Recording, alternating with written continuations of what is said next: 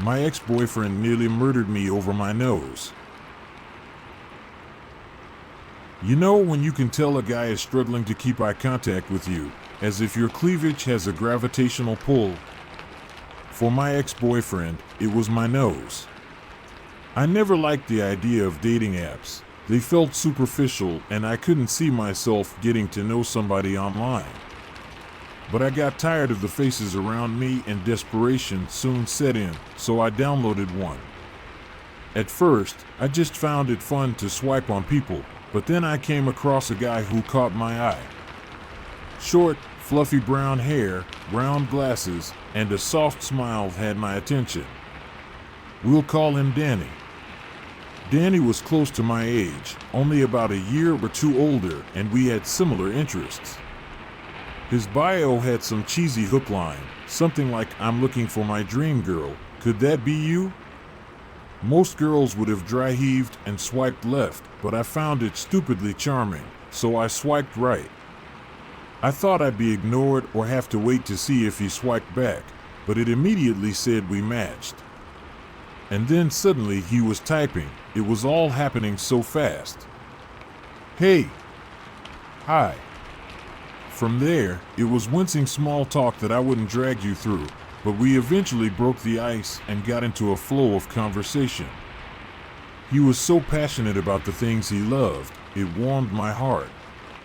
I'd love to talk to you more about it, but maybe we could save the rest of this conversation for a date. "Do you like coffee?" he asked.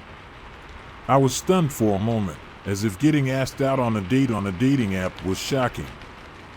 But I didn't want it to end, so I agreed and we planned to meet up at this coffee shop.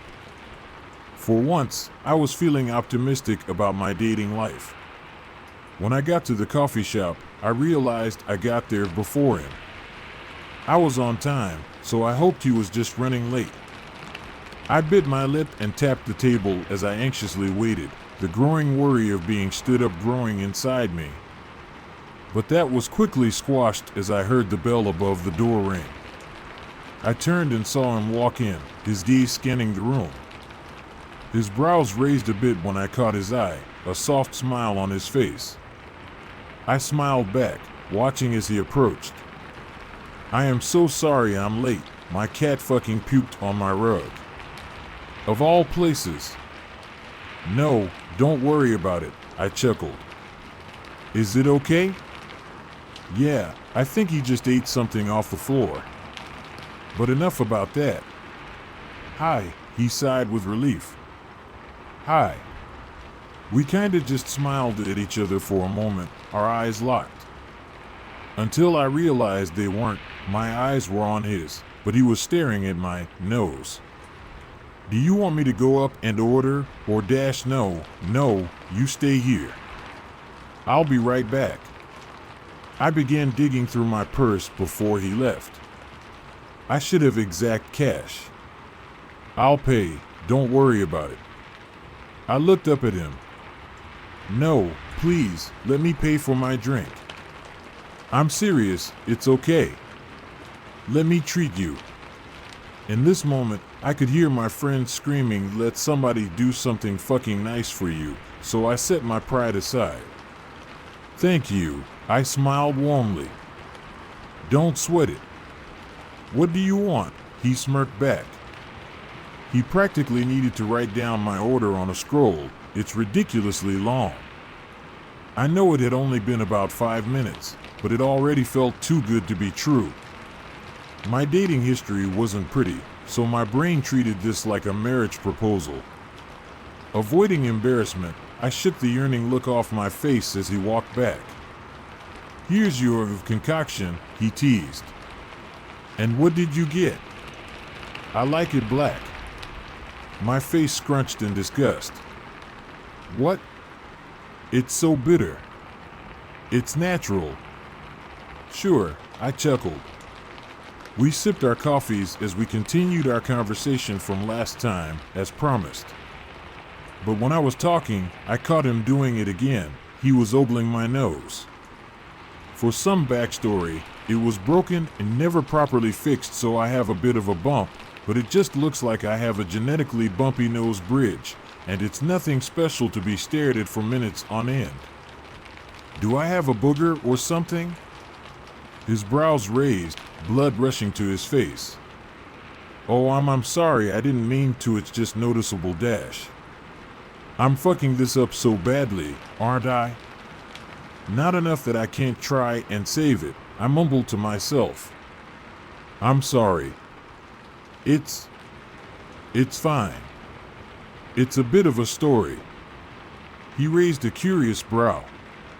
I was about 6 or 7 years old, I think. I was roughhousing in the pool with my cousin, and he got out, jumped on top of me, and pretty much demolished my face. My nose was bleeding like a faucet. Damn, must have hurt like a bitch. It felt like a broken bone, that's for sure, I giggled, sipping my coffee. Well, I think it's cute. I smiled with a bit of recoil in my expression. Thanks. I didn't understand why my nose was such a hot topic of conversation, so I quickly moved past it. We got back on track, talking even after our drinks were long empty. Suddenly, he quickly glanced at his watch and then looked back up at me. I would love to stay here until this place closes, but my cat will eat my couch apart if I'm gone for this long. That's okay, we had a good time. I think so, at least, I smiled warmly. I do, too. Would you like to have another good time sometime soon? Maybe a restaurant? Yeah, I'd love that. I'm sick of these apps. What's your number? I pulled a pen I stole from a bank out of my purse and jotted it down on a cafe napkin. I then handed it to him with a smile. I'll text you when I get back. I nodded, standing up to hug him goodbye. Again, thank you for the coffee. Like I said, don't sweat it, he blushed. I watched as he walked out the door, my eyes locked on him till he disappeared in the distance. When I got home, I dropped back first onto my bed, my heart fluttering like I was a schoolgirl in love. I felt stupid for falling so fast, but it was the best first date of my life. The nose thing was still on my mind, but my yearning brain shoved it aside. It was odd, but it wasn't that serious to me at the time. We went on another date, then another, then another, then I was sleeping overnight in his bed, and then about a month later, he was mine and I was his. I hate to be one of those sappy, insufferable couples, but it was hard not to be. It felt like heaven with him. I didn't care if it was too good to be true. I'd take a lifetime of heartbreak for a minute of this feeling. After the honeymoon phase wilted like a flower, it didn't take long for the glass to crack a bit.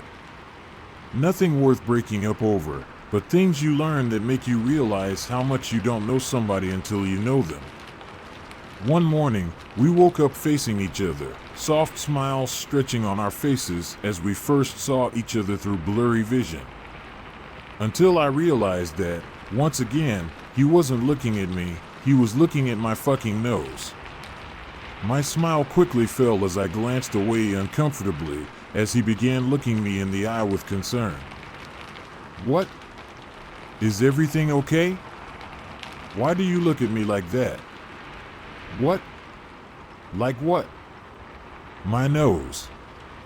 I get I look like a fucking witch because of it, but you don't need to make it more obvious. Sorry that it's so distracting. What? No, I wasn't, I didn't mean to. Danny, this isn't the first time. Just tell me if it's a turn-off or something. It's not. I just have a thing for flaws. I like looking at it. Flaws. Was that supposed to be a compliment? I laughed in disbelief. Yes, I'm serious. So am I. I threw off the blanket and quickly got dressed. Babe, wait. Are you talking to me or my nose? 'Cause she's leaving, too. Please, come back to bed. I have shit to do. No, you don't. I whipped around with daggers in my eyes. Why are you being so fucking weird? I'm not. Yes, you are. Look, I'm not judging you for any interests, but I'm allowed to be uncomfortable with them if it has to do with me. So cut it out before I cut this off. My words instilled fear in his eyes, although I knew they were nearly hollow. I wasn't going to break up with him, but I wasn't letting myself be treated the way I had in the past. I didn't let his frown and puppy dog eyes hook me back into bed as I crammed my shoes on and left. That night, I vented to a friend about it. He wants to, like, fuck my nose or something. Ew, she chuckled with a scrunched face, brushing her mascara wand against her lash. Everything else has been amazing, though. It's just that. Have you spoken to him about it? Kinda. It was more of a fight. She sucked in air through her bared teeth. I hope he knows I'll whoop his ass. I chuckled.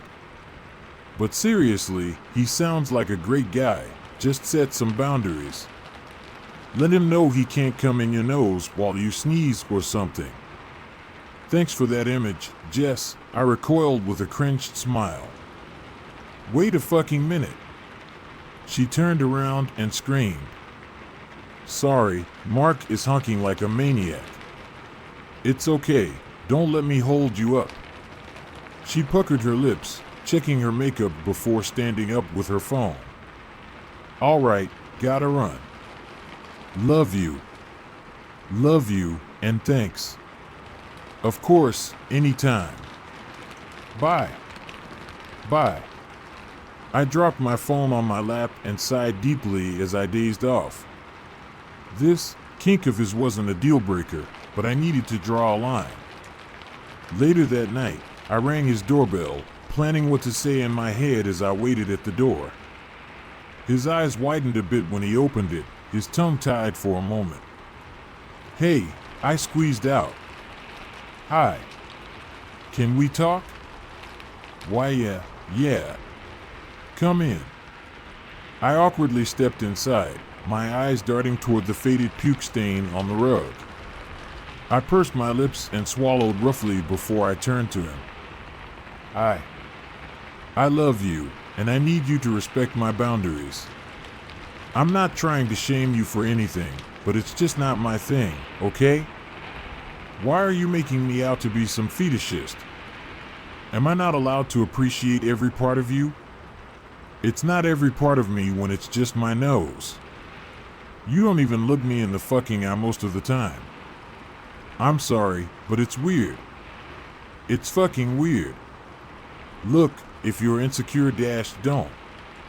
This isn't about that. I'm asking such a simple fucking request and you're fighting with me. Because it's so stupid. If it's so stupid, then just stop. It's not that fucking hard. Why is it so fucking hard for you? That question caught his tongue as he stuttered for a moment. Okay, I'll stop. I promise I'll stop. He walked over and cupped my beating red face, kissing me on the forehead.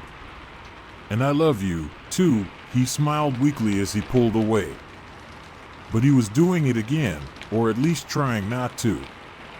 His eyes would shift and then he'd yank them back up. I just didn't understand. Looking back, maybe it was something so stupid to be that heated about, but I just wanted a guy to look at me for me. I had already been used before. Even something as odd as being used for my nose was not something I was going to let happen to me. But being with him felt good, way more than it hurt. So I let it go and trusted his word. And it worked, he stopped. For once, I felt like he was looking at me. As time passed, things between us got more serious, to the point that I asked him to move in with me. He was ecstatic. One day, when I was helping him pack, I made a discovery. How about these old mittens? Toss. He shouted from the other room.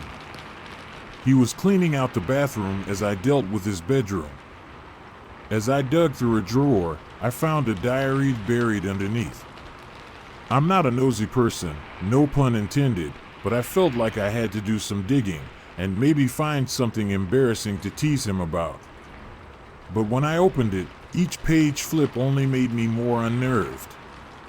My dream girl was written in cursive above a drawing of a woman.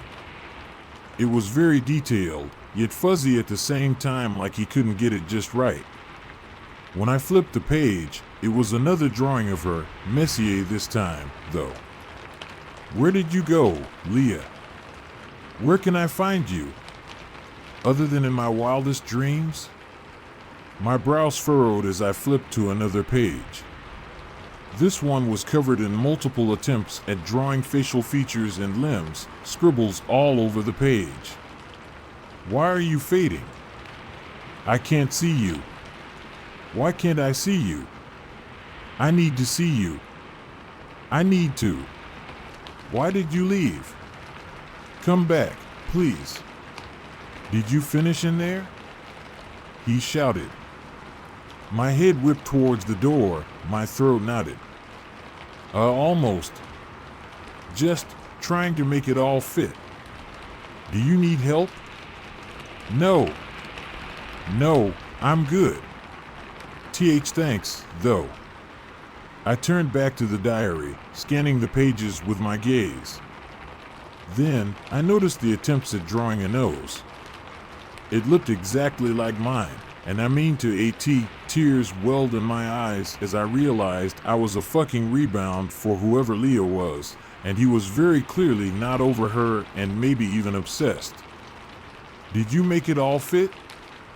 I nearly shrieked as he spoke from my doorway, my body jolting violently. I clapped the book shut before I could see any more pages, before standing up and letting it dangle awkwardly in my hand. Yeah, I mumbled.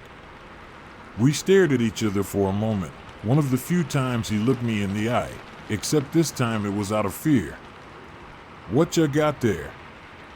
He asked anxiously. I just found it while cleaning. I didn't mean to be invasive. Did you look at it? For the first time in my entire relationship, I was scared of him, scared of what he could do to me. I couldn't tell if honesty would get me killed or lying would get me killed. Yeah. And I'm sorry, I shouldn't have. What did you see? Suddenly, anger boiled inside me. I saw the girl that I'm fucking rebounding for. Leah, right? I watched the color drain from his face. Cass. It's not like that. Then what's it like, Danny? Tell me, please. Do I remind you of her? Did my stupid fucking broken nose make you feel at home? I knew there was something weird about it, about you. It's not like that. He hissed through his teeth. Then fucking explain yourself. You just kept drawing her. She and her features are everywhere. You're obsessed. Why'd you date me if you're this hooked on somebody else? Because. Because. You know what? Save it. I'm done. Wait. He quickly stepped towards me as I tried to walk out. Don't. Please, you can't leave. Please. I love you. I need you. I need you. He pleaded as he grabbed my arm. Just shut up and let me go. Stop making this harder than it needs to be. My fear grew as his grip got tighter. He refused to let me go. I need you. I need you. Tears welled in his eyes as I froze for a moment, our eyes locked. Until I realized they were once again not, and he was staring at my nose.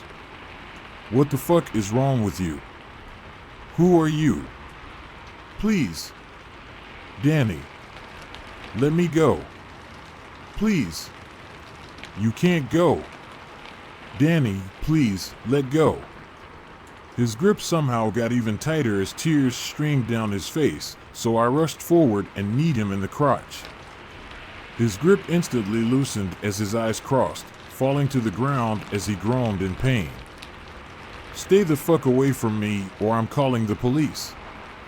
Before he could catch up, I ran as fast as I could. Adrenaline carried me at lightning speed, the wind drying the flowing tears against my face. When I got home, I quickly locked the door behind me and collapsed onto my bed, letting out trembling wails. Why me? I felt. Why did I need to fall in love with a fucking weirdo? I spent the next few days cooped up in my apartment, hearing nothing from him since that night. I felt stupid for falling so hard so fast, but it was so good until it wasn't. I tried to shed the skin that he touched and get him off my mind. But I just couldn't believe it. I never got to hear it from the horse's mouth. But that was his choice. He refused to tell me. I was also shocked that he wasn't blowing my phone up. Maybe he realized how scary he was, or he thought I was gonna crawl back. I couldn't say I wouldn't have. One night, I opened the dating app we met on and read our conversations. Over and over again, I could hear him saying everything, a tear streaming down my cheek as I read it. Eventually, I decided to block him, a spark of regret igniting within me as the chat log vanished. I sighed deeply and wiped my tears. Fuck him, I thought. I decided to quit whimpering about him and put myself back out there. I was done with serious relationships, but flings couldn't hurt. So after blocking him, I began swiping, pretty much just swiping right on everyone to see if they could give me the validation I didn't want to admit I desired. After going through a few profiles, one of them caught my eye, and I froze when I realized it was him. How could it be him? Then I noticed something else. Will read the name on his profile. But it was him. I knew it was him. Same age, the same interest, and the same bio. "I'm looking for my dream girl. Could that be you?" My brows furrowed as I read it, continuously looking over the entire profile to make sense of it. It had to be a catfish or something. Why would he make an identical account with a different name? I shouldn't have cared as much as I did, but I needed to prove it. I needed to know he did love me. So I quickly scavenged the internet for a picture of a girl with a nose like mine, soon finding one from some Instagram account. I signed up for a new account and added multiple pictures of her. Then, to test it, I wrote a polar opposite list of interests to his, things that I knew would turn him off, snickering as I typed "not a cat person." When everything else was finished, all I needed was a name. I pondered for a moment, my finger hovering over the keyboard, until I felt a light bulb illuminate above my head. Leah. After the account was finished, I quickly began swiping. Soon enough, I found him. I took a deep breath before swiping right and was instantly hit with a "you matched" animation. I scoffed in disbelief. "Hey," he messaged. I turned off my phone, slamming it face down as I held back tears. I regretted it so much, but I was also glad I knew. He was just looking for her in new faces. But I still wondered, why her nose? Such an odd feature to fixate on. Whatever it was, I couldn't care anymore. He didn't love me, no point in wasting any more energy on him. I deleted the account and the app, too. Until I cried myself to sleep that night. It was the 5th in a row. I felt so stupid, but I couldn't help it. Trying to sleep meant thinking, and all I could think about was him. Suddenly, in the middle of the night, I shot up at the sound of a creaking door. I blinked rapidly, my sight coated by the pitch-black darkness. I quickly felt around my room for the lamp switch. When the chain brushed against my hand, I yanked it, and as it illuminated the room, it revealed an all-black clothed man standing in my bedroom doorway. My eyes bulged open as I shrieked in terror. I attempted to throw myself off the bed, but he dashed towards me and pounced. "Stop! Let me go! Please!" I thrashed around as he attempted to pin me down. I tore at his ski mask, but was unsuccessful at tearing it off. He clamped my mouth with a wet cloth, my screams taking in deep inhales of whatever soaked it. Suddenly, my fighting limbs slowed to a stop, dropping next to me as my vision blurred. As I faded into unconsciousness, I looked into his eyes, and that's all I needed to know. Those were his eyes, the ones that never looked back. And even now, they still didn't. Pounding ricocheted around my skull as I felt myself regain consciousness. My eyes slowly opened, my vision blurry as my heavy head hung. I blinked slowly, looking around in a daze. I found myself duct taped to a chair as I wriggled my arms and legs. But there was no use, it was too tight. Reality quickly set in, panic following immediately after. "Help! Help me! Please!" My pleas echoed throughout what appeared to be some cold, abandoned basement. Then, my eyes darted towards the staircase a few feet from me as a door at the top opened. "Oh, good. You're awake. And don't bother, nobody can hear you." I followed Danny with my gaze as he walked towards a table on the other side of the room. "Why," I sobbed, dropping my head. "What do you want?" "You know what I want, you always have," he said as he jotted something down in that diary. "But why? Did you do this to Leah, too? Are you feeling guilty or something? You can cut my nose off, keep it as a fucking trophy, I don't care. Just please don't kill me." I sobbed. He let out a soft chuckle before closing the diary. I stared at him in confusion, tears streaming down my face. Then, he turned to me. "I don't need it, silly. Leah does." My puzzled glare pierced through him. "W.H. what? Is she here?" "She is here. In this very room." I glanced around the empty room. There was nothing but the table and the contents on it. I don't understand. Why are you doing this to me?" "She's up here." He pressed his fingertips against the sides of his temples with wide eyes, a dropped jaw, and a smile. He looked manic. But soon, she'll be here. With me. Where she belongs. She doesn't belong trapped up here, Cass. Don't you agree?" I slowly nodded out of fear for my life.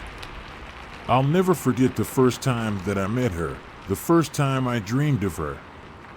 She came down like an angel from above, perfectly imperfect. But as her tender lips reached for mine, I was cruelly woken up. I couldn't let go of her, I needed her.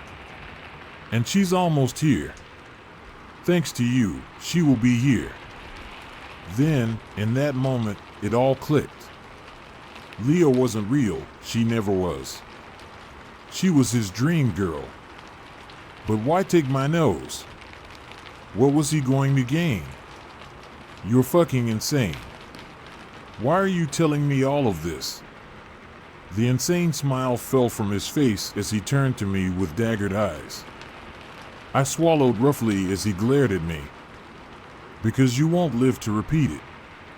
My nose doesn't make me her. I'm not her and I never will be. He began maniacally laughing to himself. Way to assume you're so fucking important. Who said I needed you? Whatever. I'm done wasting my time. Wait. I pleaded as he walked over to the table and lifted a bone saw. I trembled in fear as the yellow light reflected off of it. Please. I don't want to die. Please. I screeched as tears poured. I vigorously shook around as he kneeled in front of me. "Stop fucking moving," he hissed, gripping my face and yanking it straight. I squeezed my eyes shut as he pressed the blade around the side of my nose, attempting to find the right angle. Then, I opened my eyes, looking directly into his. "If you're going to kill me, look at me while you do." He ignored me as I distracted him. I said, "Look me in fucking the eye, you fucking coward." He pulled back and backhanded me across the face. My cheek lit up in flames as he paced around the room. "Why are you making this so fucking hard?"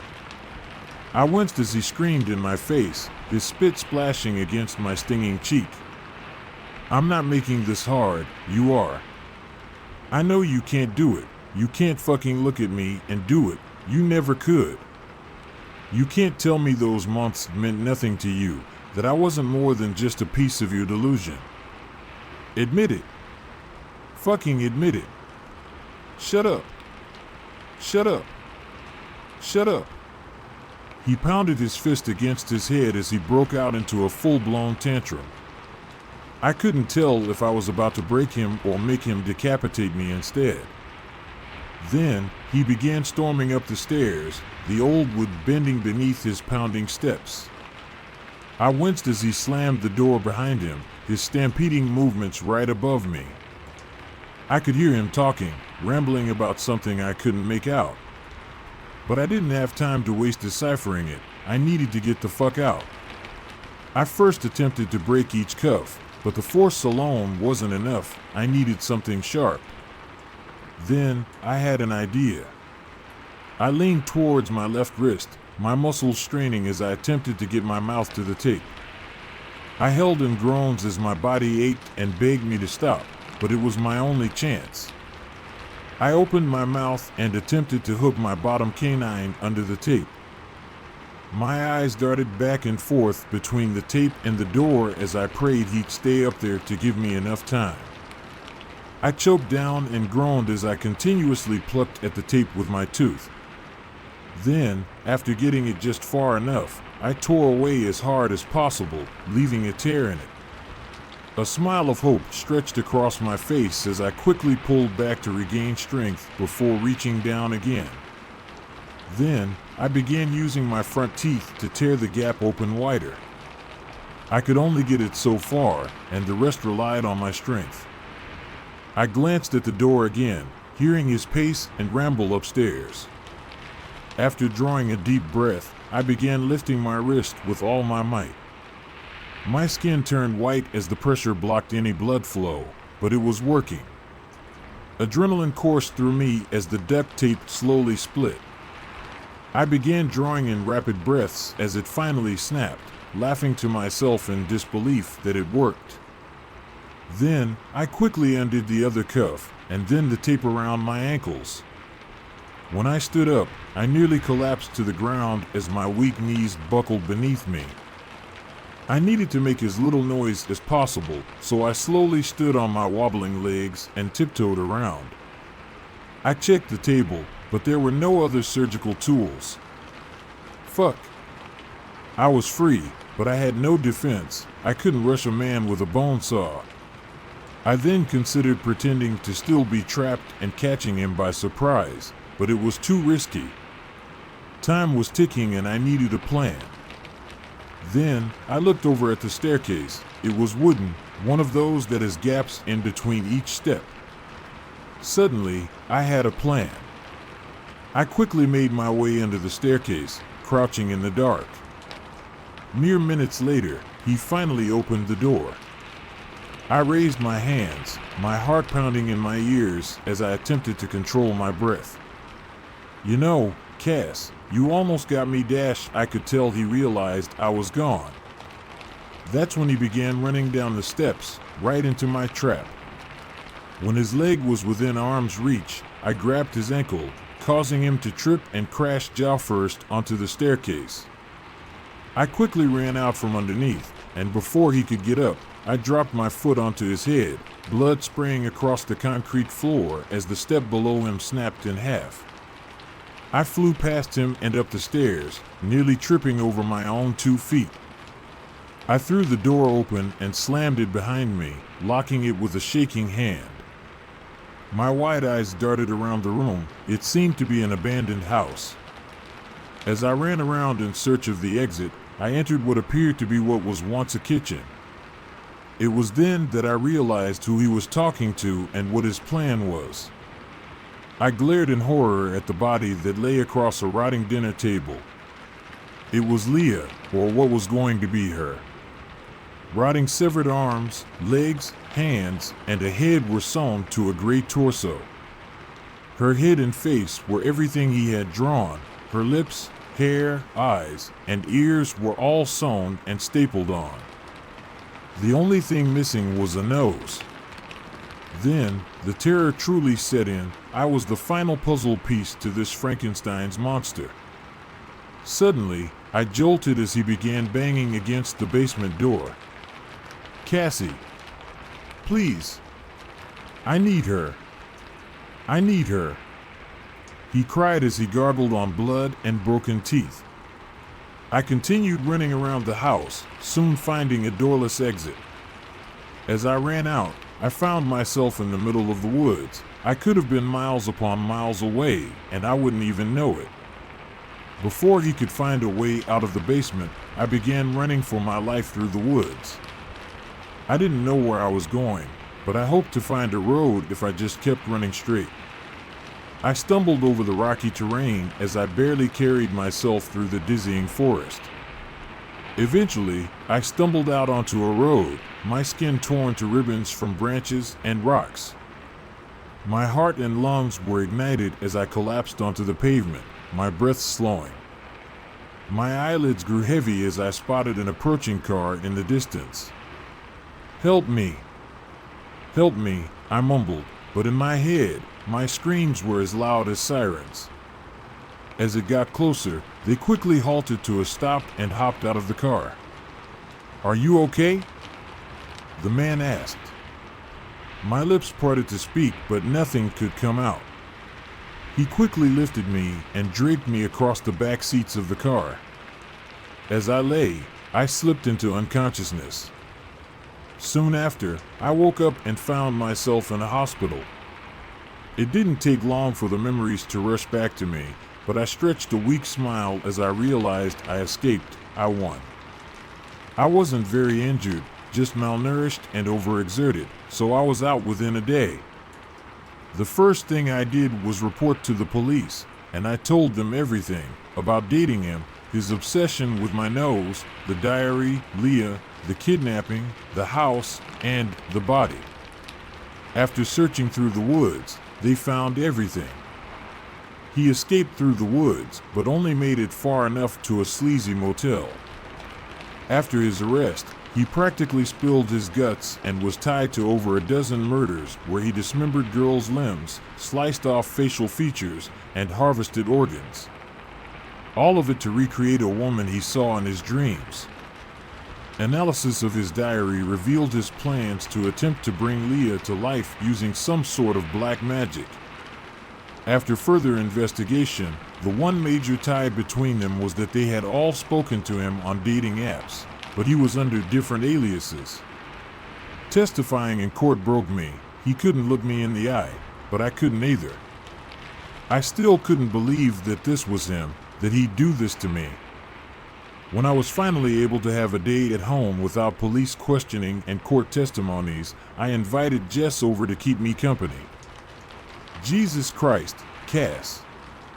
That's fucking insane. I'm so sorry. At least it's a story to tell, I chuckled weakly. She pulled me close as I rested my head on her shoulder. So, any life or death epiphanies come to you? She attempted to lighten the mood. I think I'm gonna get a nose job.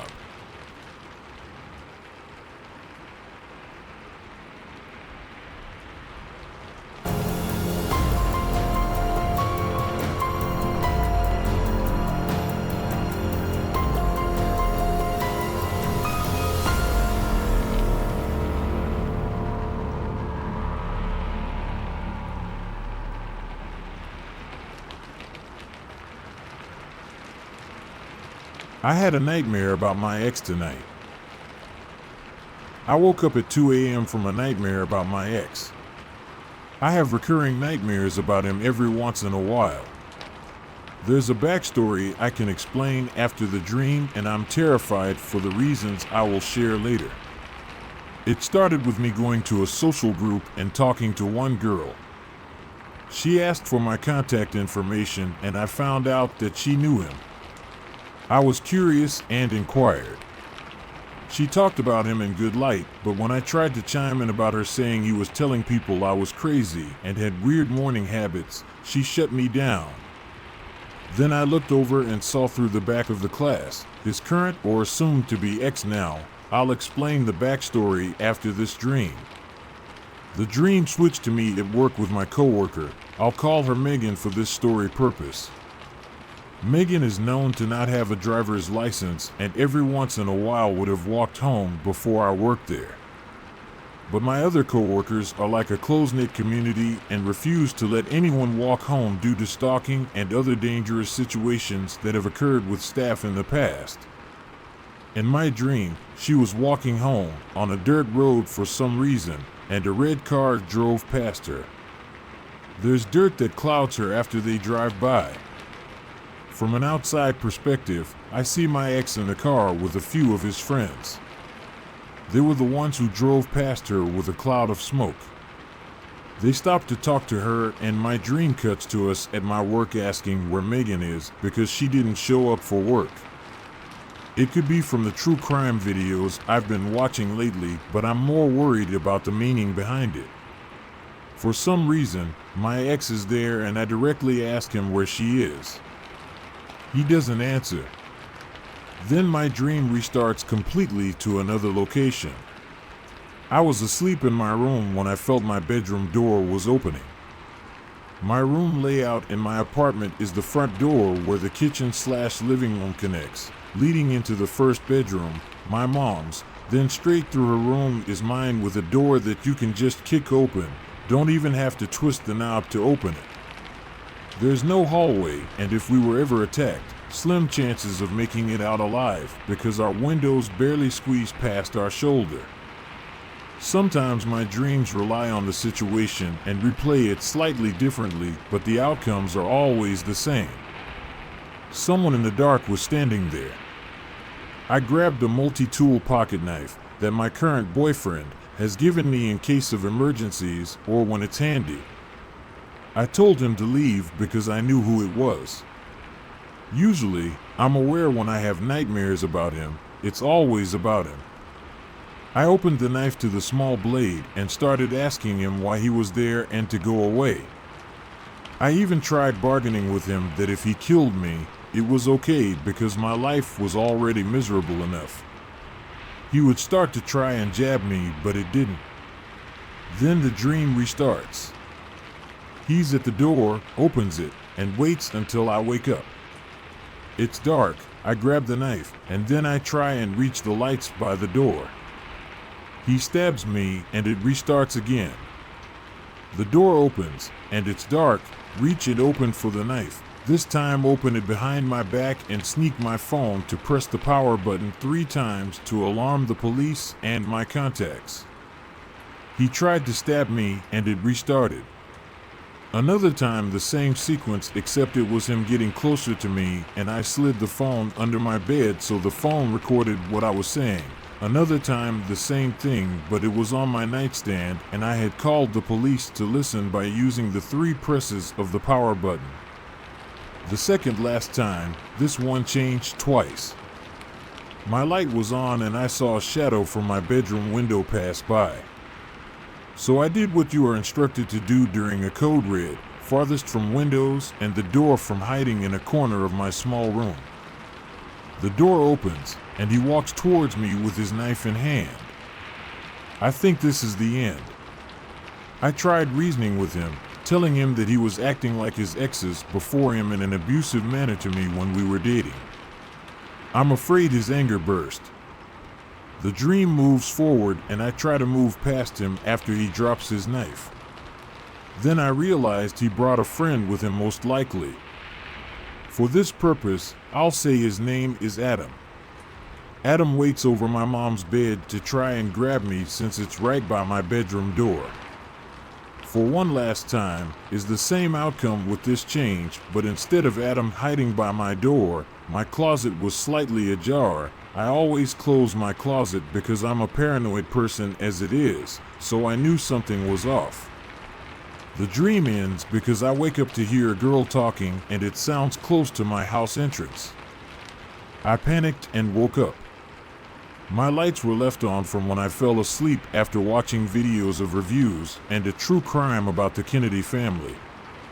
After the girl stopped talking, it seemed, it felt like a shadow of a car crept by, so I shut off my lights to feel safer, like I was hiding. I tossed and turned for an hour and even woke up with the thought of messaging one of my ex's other friends, I'll name as Devin. Couldn't follow him because he had a private account, so I got curious and searched my ex's name and found the account, but I didn't have the balls to click on the account, so it stayed in my search history. That's when I had the idea to write this here, because I don't know who else to message this late at night. I have work in the morning, but I have done this before where I wake up from a nightmare. After a few hours, I fall asleep again to videos to calm me and I'll be recharged. But what freaks me out the most is I saw my ex a few days ago without a dream, big whoop. But almost every time without fail I have a nightmare about him and he's around town with his friend Adam by his side.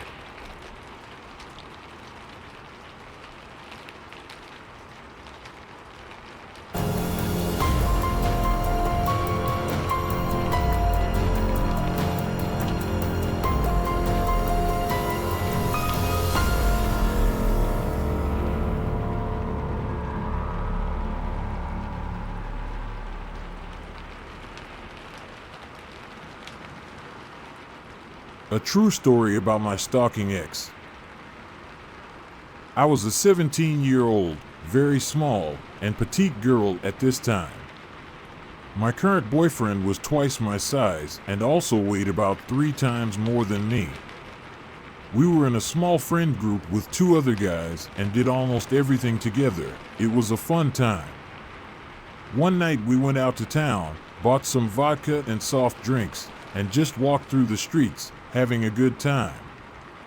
Me and the oddball of the group were already pretty tipsy and we were fooling around, just giggling at stupid shit and such.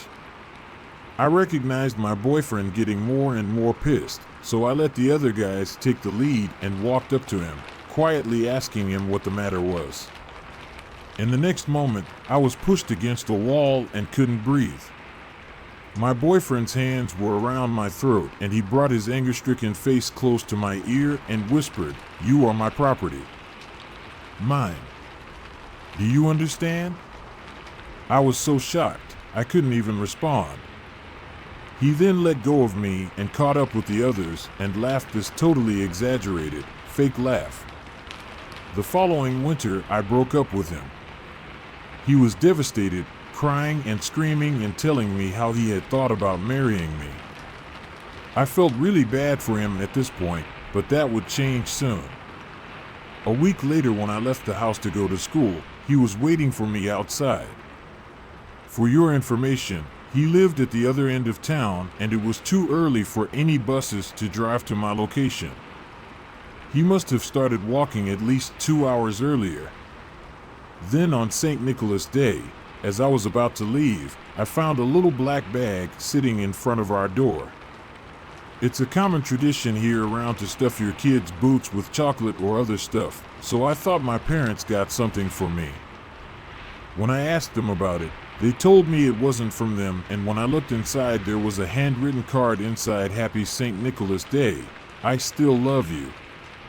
It was obviously from him, but I had no idea how he had placed it inside our apartment building, as you need a key to access it.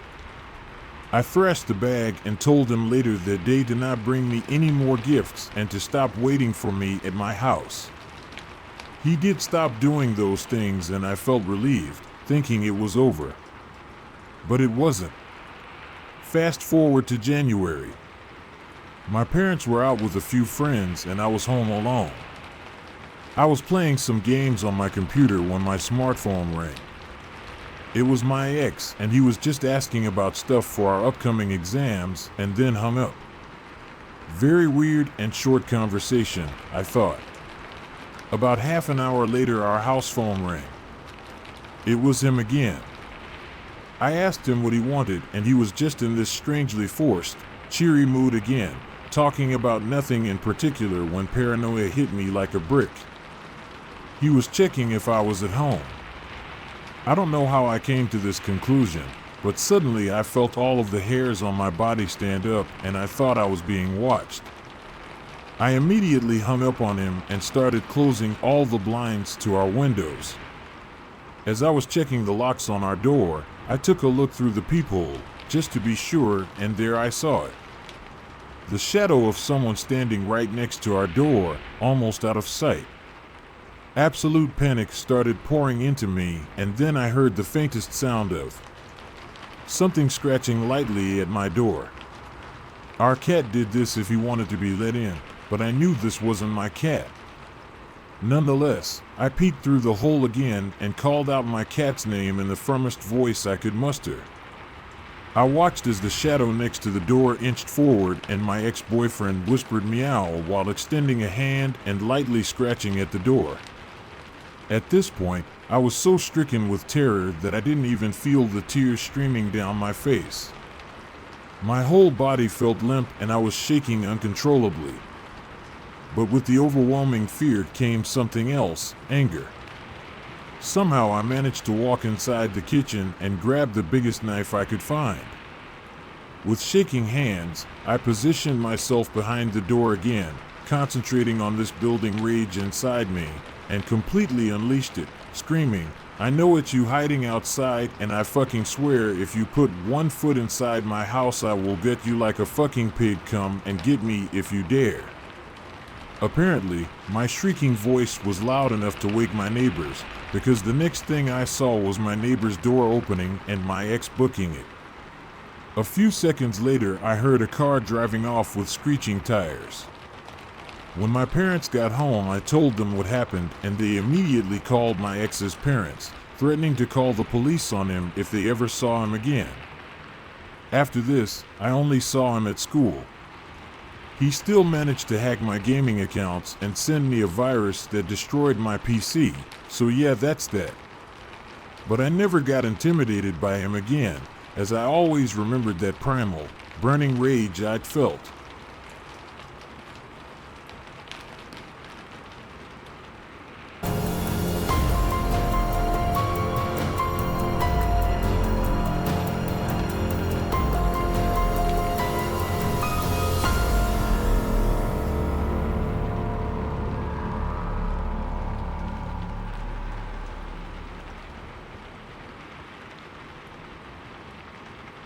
My ex-nightmare.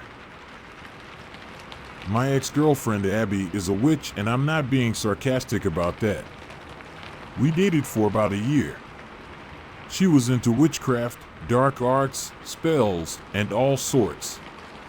I tried to be open-minded about it, but I was a recently born-again Christian, and after a while, our belief systems didn't mesh, and ultimately that was what split us apart. I'd want to go to church on Sundays while she wants to collect rocks and build an altar for her spirit guide. It just wasn't working out. I was the one to break up with her. It was messy. She cried and begged me to stay. She said she could change my mind. But I was already withdrawn from the relationship. I just didn't want to continue. Recently, after the breakup, Abby would call me and text me every day to get back together. It got so bad I had to block her number. After a few months of not hearing anything from her on social media or from friends, I concluded that she finally moved on. Boy, was I wrong. About 6 months after we split up, I started seeing this girl Jamie, whom I met at church. Jamie was over at my house one night. We were having wine and watching a scary movie I rented from Redbox.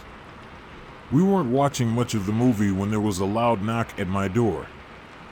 Who would be knocking this late at night? Frustrated at the interruption, I got up and went to the door. I looked out my peephole. Nothing. I opened the door and there was no one there. Just an empty neighborhood before me. I shut the door, pissed that maybe the kids were playing a prank. Sorry about that, I said, walking back into the living. That's when I froze in fear. Someone had a knife pressed against Jamie's throat. She squealed and tried to break free from her captor, but they only pushed the knife further into her neck, threatening to break the skin. What do you want? Please don't hurt her. Here, take my money. I threw $100 at the feet of the intruder. That's when the person holding the knife to Jamie's throat hood fell back. And in the low light of my living room, I looked horrifyingly at Abby. My fight or flight kicked in. Without pondering the consequences, I plunged at her. I tackled both Abby and Jamie to the ground. The knife flew from her hand. I quickly put Abby in a chokehold and told Jamie to call the police. Abby didn't struggle or resist. While I had her in the chokehold, she was murmuring in a language I did not understand. When the police arrived 10 minutes later, they took our statements and put Abby in the back of the squad car. We found out later that night from the lead detective that Abby was planning on making a love potion to get me back. The main ingredient? The blood of any enemy, and Jamie was the enemy. I'm sad to inform you that Jamie and I stopped dating after that. She was too traumatized by the experience, and quite frankly, I don't blame her. And I haven't been on any dates since, and honestly, I don't think I plan to for a long, long time.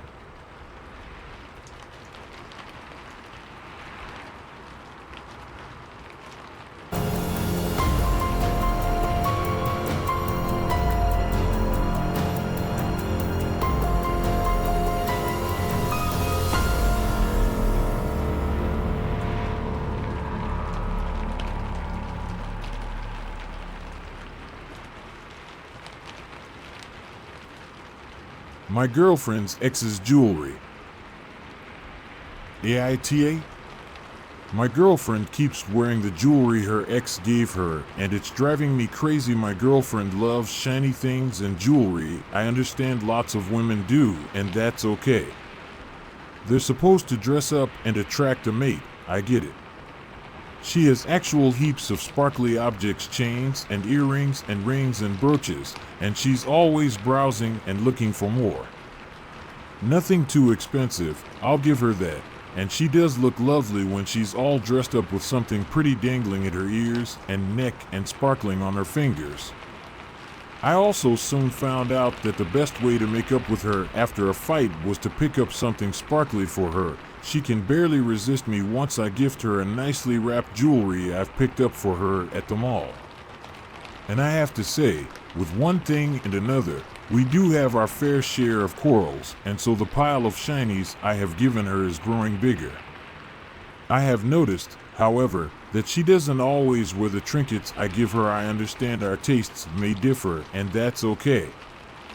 But then she casually mentioned some of the stuff that she wears regularly is given to her by her ex, who, as far as I can from her dropped hints, was psycho. Now, don't get me wrong, Reddit, I am not some jealous crazy asshole. It's just that I don't understand why she would wear jewelry from her ex, whom she has mentioned several times as an abusive, manipulative, and eventually violent psychopath, but not wear the stuff I've given her. I have bought her nice big baubles, which she has barely worn once, and meanwhile, the thin, barely noticeable bands of weird twisted metal which she casually mentioned were a gift from him. She is always wearing them. What's up with that? If he was as abusive as she says he was, why would she keep wearing the stuff he gifted her? And I'm not going by her word alone.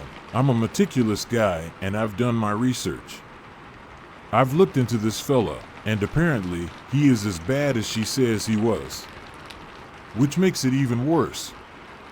There's something to be said for this whole idea of women being attracted to bad guys. Here is my girlfriend, clearly still carrying a torch for her psycho ex, while disrespecting me, her nice and gentle boyfriend who would never lay a finger on her. At this point, Reddit, I feel I am fully justified in poisoning the jewelry he gifted her and letting her suffer the consequences of her disrespectful actions. As I mentioned, I am nothing if not meticulous, and I can use something that would give her a mild rash, all the way up to full-on killing her within minutes of putting on a pair of earrings. What do you recommend?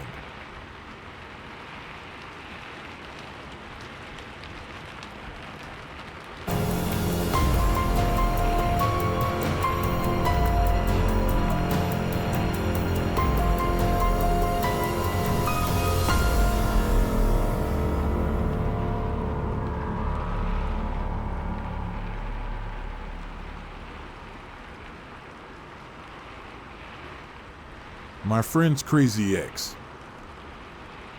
I am a 16-year-old male, but this story isn't about me, it is about one of my closest friends.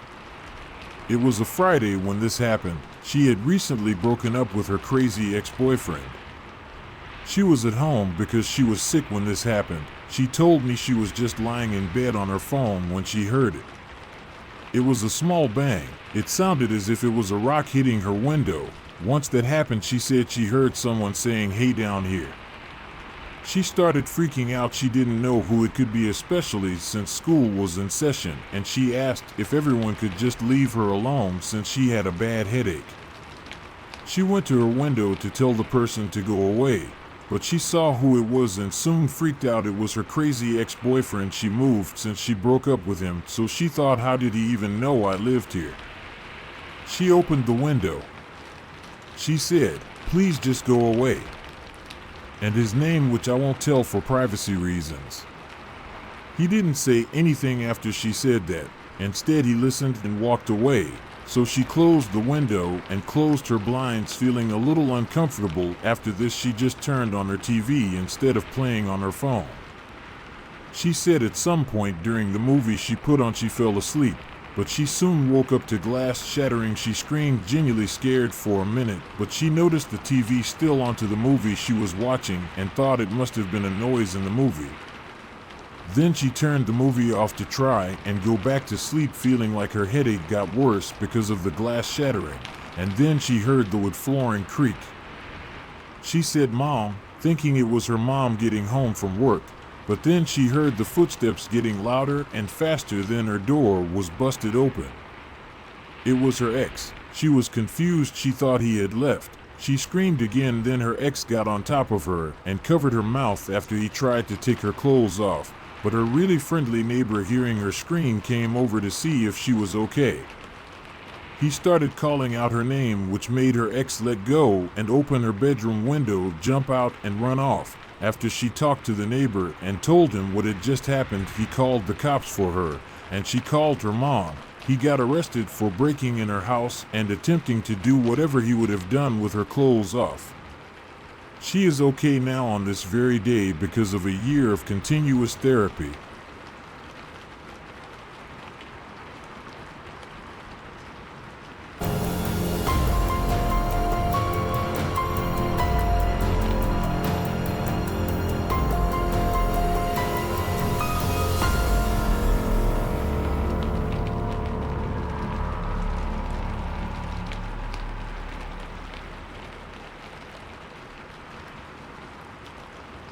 My ex who almost killed me. I'd like to start this story off by saying when I was younger I did some pretty dumb things. I had a good job, but was struggling with serious mental and physical illnesses that caused me to lose my job. I became homeless and succumbed to alcohol. I started to reach out and met a guy on a dating app. Our first date was sushi with sake, and we decided to stay at his place. I know this already started badly. Before I knew it, we would wake up, drink, forget to eat, and do the craziest stuff like doing the naughty in the middle of an apartment complex. Sometimes he would belittle me and try to change me. Little things I looked over BC. He was so sweet at times. One day he picked me up and drove us the wrong way down an exit ramp, and I grabbed the wheel to keep us on the RD so cars wouldn't hit us. I was sober, he wouldn't stop drinking. I wanted out, but he squeezed my hand hard and turned us around to go home.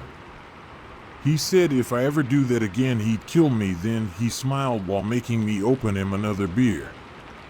I was like, WTF am I doing? I'll skip over the many abusive arguments we had to the night he held me by the throat, pulled a knife on me, and pissed all over me. I left with a friend that night. Stupid me, he apologized. I went back over there for this to happen again, so I took off in a panic with my dog, pulled over, got a DUI, and regret every minute of my manic crazy state with him. It took many months to realize what he did was wrong, and he never cared for me or himself. Dating apps. Well, not only did I meet someone crazy, but also I was as well. Be careful out there, people. I look back now and wonder how the hell I'm alive.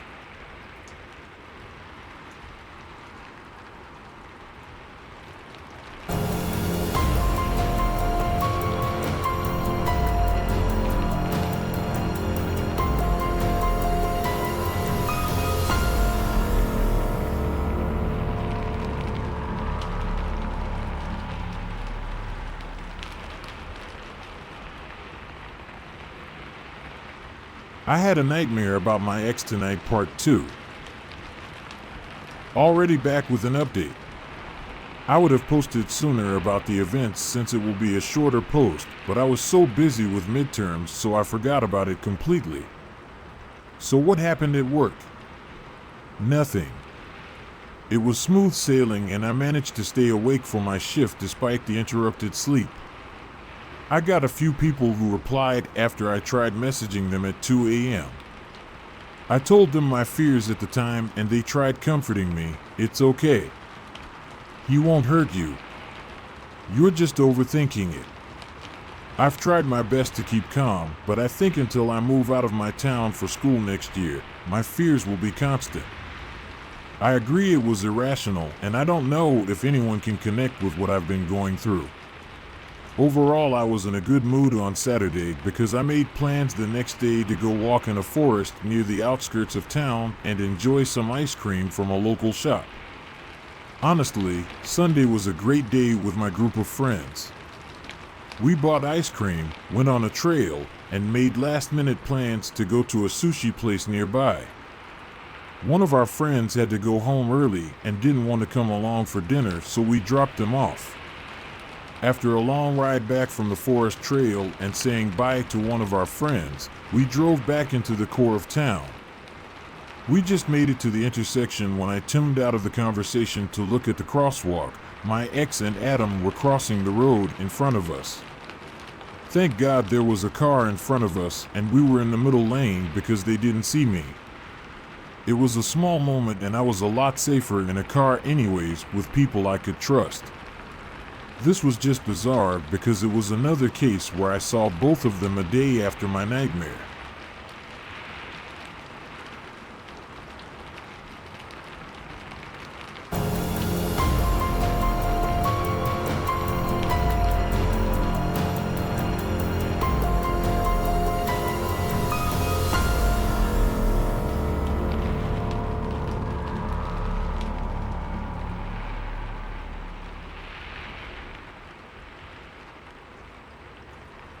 My true scary crazy ex-boyfriend story. So, it started with me going to a cookout with my cousin. There were quite a few people there and I met some new people or whatever. The next day I got a friend request from a guy that was in the group of people I met at the cookout. We talked for months and everything seemed normal. But then he started acting really strange and very overprotective and wanted to know where I was at every second. When I was busy and I couldn't text him back right away, he would start calling me nonstop until I answered the phone. He started yelling at me for everything that I did, and I broke up with him because I didn't put up with that hard. But anyway, he went crazy and tried to kill himself, and I loved him, I did, and it hurt me that he did that. I visited him in the hospital and told him it would be all right. but we still aren't going to work, and his monitor started to beep fast, and he started to beg me to not leave him. I just left. I blocked him on everything, so I thought he couldn't contact me. 3 days later, I got a text from a block number saying he was going to shoot up my house, kill me and my family, and send me a picture of a gun. I ran and told my parents. We called 911. The police were there in seconds. And when the police were in my driveway, I got another text from that same block number saying, "You a scared little girl for calling the police, AP ****, why snitch?" And it was left at that. Needless to say, I'm glad we called 911 because he was there to see the police in my driveway, so he was serious about killing me and my family that week.